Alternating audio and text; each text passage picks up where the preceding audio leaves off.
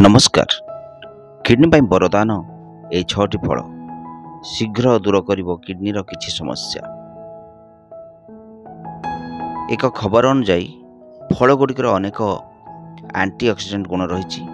एगुड़िकरे कम phosphorus एवं sodium थाए। एहीपरि परिस्थिति रे आपण सेगुड़िक खाई परिबे।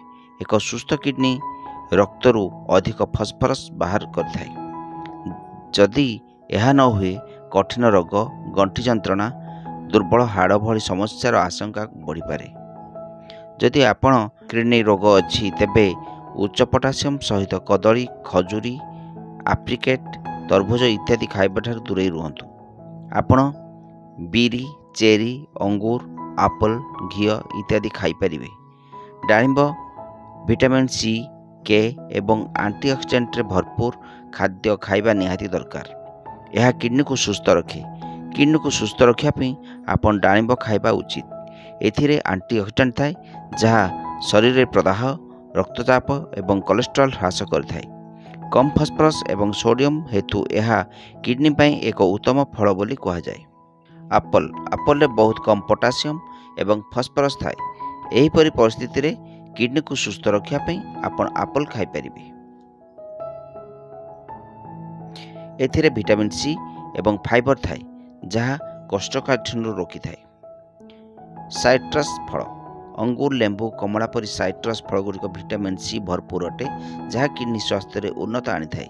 यह किडनी स्टोन गठन करने को मध्य अनुमति दिए नहीं। आपण लेंबू रस को उषुम पानी रे चिपी खाली पेट रे पियंतु। यह हजम प्रक्रिया एवं मूत्रनल विषाक्त पदार्थ एवं अज्ञात वर्ज्यवस्तु अपसारण एवं सफा करिबारे बहु परिमाण रे सहाय्य करथाए। बेरी रे कम परिमाण सोडियम एवं फस्फरस थाए।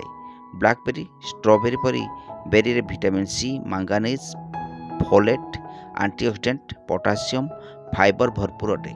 एगुड़िक कम कैलोरी थाए। एगुड़िक कोशिला गुण अच्छी जहाँ टिश्यू को टाणिबारे एवं जल धारण को ह्रास करिबारे सहाय्य करे।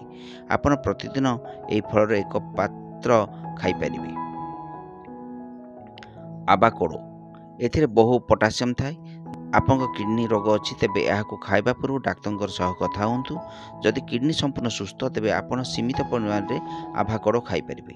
यह सहित आपण सुस्थ चर्बी, फाइबर एवं एंटीऑक्सीडेंट उपादान पाइबे।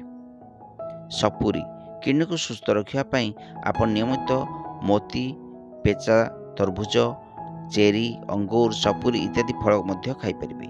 धनिया पत्र रे ब्रामोलाइन नामक एक हजमकारी एंजाइम थाए जहाँ किडनी स्टोन भांगिबारे सहाय्य करथाए। यह विटामिन सी रो एक उत्तम उत्स जहाँ किडनी संबंधी रोगरू रक्षा करिथाए। एही रोग प्रतिरोध शक्ति बढ़ाई थाए। यह रोग प्रतिरोधक शक्ति मध्य बढ़ाई थाए।